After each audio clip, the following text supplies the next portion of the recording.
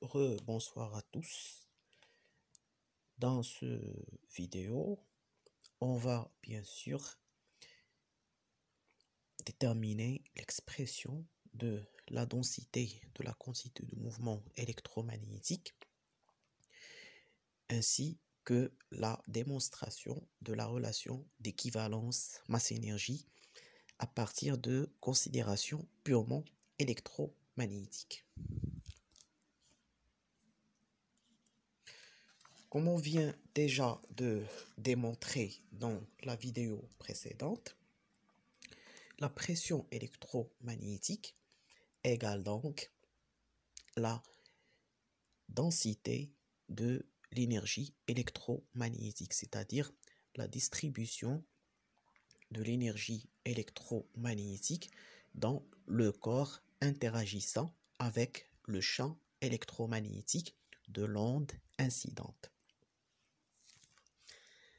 À partir de la pression, qui se considère comme la distribution, bien sûr, surfacique de la force radiante, on calcule la force radiante, bien sûr.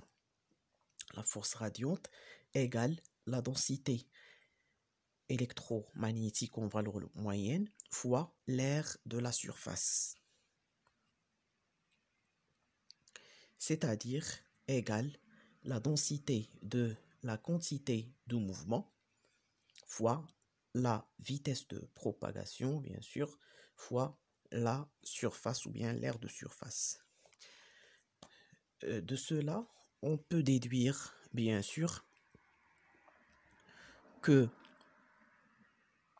la densité de la quantité de mouvement est le rapport, bien sûr, de la densité d'énergie sur la vitesse de propagation de l'onde électromagnétique.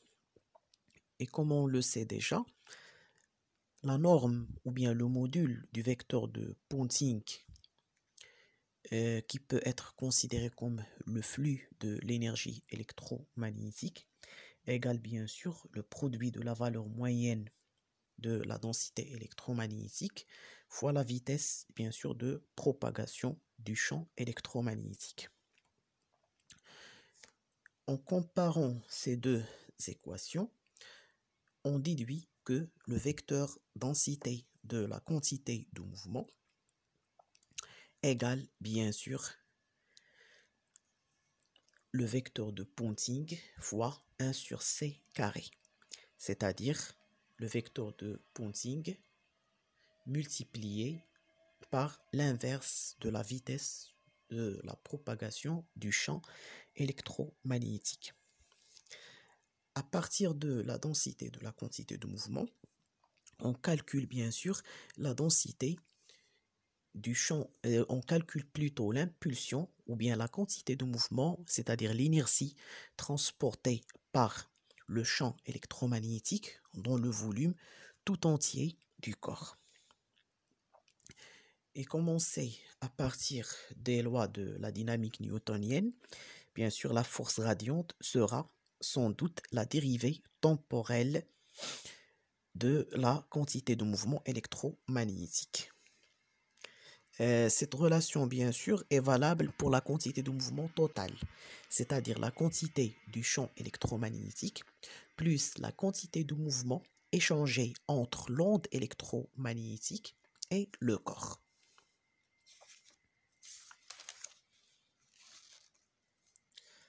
De cela, on peut donc écrire que le vecteur densité de la quantité de mouvement égale la densité de l'énergie électromagnétique ρ fois C, au lieu d'utiliser bien sûr l'expression de la densité de l'énergie, on va utiliser la densité de la masse. Donc, doit être égale à la densité de masse fois la vitesse bien sûr du mouvement. La vitesse du mouvement ou bien du déplacement ou bien de propagation du champ électromagnétique est la vitesse de la lumière, c'est-à-dire le vecteur densité de quantité de mouvement égale donc la densité de masse, donc le champ électromagnétique, puisqu'il transporte de l'inertie, donc il doit avoir une masse.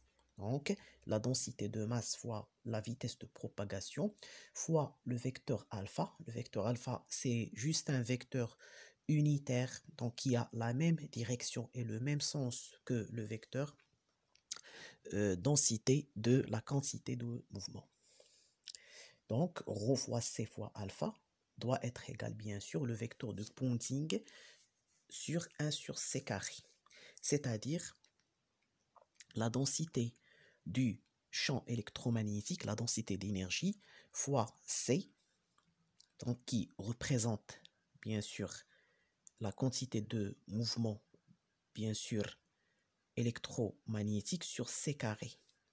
De cela, on peut déduire que la densité de masse du champ électromagnétique égale la densité d'énergie sur C carré. Donc, D de M sur D de V, donc la distribution de masse par rapport au volume, égale 1 sur C carré fois la distribution d'énergie par rapport au volume. De cela, on peut donc écrire que D de M égale 1 sur C carré fois D de E. Intégrons de 0 à l'infini D de M, cela donc doit nous permettre d'écrire M0 moins M l'infini. Et en considérant que la masse au repos du champ électromagnétique est nulle à l'infini, on peut donc déduire que delta M égale delta E sur C carré après avoir bien sûr intégré la différentielle de l'énergie, donc également de 0 à l'infini. Donc de cela, on a pu bien sûr démontrer la fameuse égalité d'Albert Einstein de l'équivalence masse-énergie à partir de considérations purement électromagnétiques. Donc cela nous permettrait d'écrire en différentiel que C carré fois D de M égale D de E. On sait que la différentielle de la quantité de mouvement égale donc la force fois la densité de temps à partir des lois de la mécanique. C'est-à-dire que M fois D de V égale V sur D de M. Ce raisonnement va nous permettre bien sûr d'élucider la relation qui existe entre la masse électromagnétique, et la masse du champ électromagnétique, et bien sûr la vitesse du référentiel par rapport auquel ce champ électromagnétique se propage, c'est-à-dire la vitesse donc des sources du champ électromagnétique qui peuvent être considérées comme des singularités du champ électromagnétique. Il s'agit bien sûr des particules chargées ou bien des électrons. Donc m fois t de v plus v sur t de m égale f fois t de t. C'est-à-dire aussi t de E égale f fois t de x, donc égale f fois v fois t de t. De cela, on déduit que f fois t de t égale t de E sur t de v. C'est-à-dire m fois t de v plus v sur t de m égale de toute évidence t de E sur t de v. Égale donc c carré, bien sûr, fois t de m sur v. Donc, on écrit évidemment m fois d de v plus v fois d de m égale c carré fois d de m, bien évidemment sur v. Alors, multiplions le premier membre par v sur c carré. On trouve donc l'expression de la différentielle de la masse, c'est-à-dire v carré sur c carré fois m fois d de v plus v carré, v sur c carré fois m fois d de v plus v carré sur c carré égale d de m. Donc égale plus v carré sur c carré intégré sur d de m égale d de m. C'est-à-dire, on peut soit écrire v sur c carré fois m sur d de v égale d de m moins v carré sur c carré, et on factorise bien sûr par d de m, ce qui nous permet donc d'écrire 1 sur c carré fois m sur d de v carré, bien sûr, égale 1 moins v carré sur c carré fois d de m. Donc, d de m sur m égale d de v carré sur 2c carré fois 1 moins v carré sur c carré. Ça, c'est la première approche. Alors, en ramenant c carré dans la différentielle, on peut, de toute légitimité, écrire d de m sur d de v égale, bien sûr, 1 sur 2 fois la différentielle de v carré sur c carré, le tout divisé sur 1 moins v carré sur c carré. Intégrant cette équation, cela nous donne bien sûr le logarithme népérien de m sur m0 égale, bien sûr, doit être proportionnel à l'intégrale de v sur d de v. Ou bien, on peut écrire l'intégrale de t de m, il est proportionnel à l'intégrale de v carré sur c carré, c'est-à-dire de la différentielle de v carré sur c carré. En intégrant ces deux équations, cela nous donne m0 sur 1 sur la racine carrée fois 1 moins v carré sur c carré. Donc, c'est par cette équation que la masse électromagnétique dépend de la vitesse.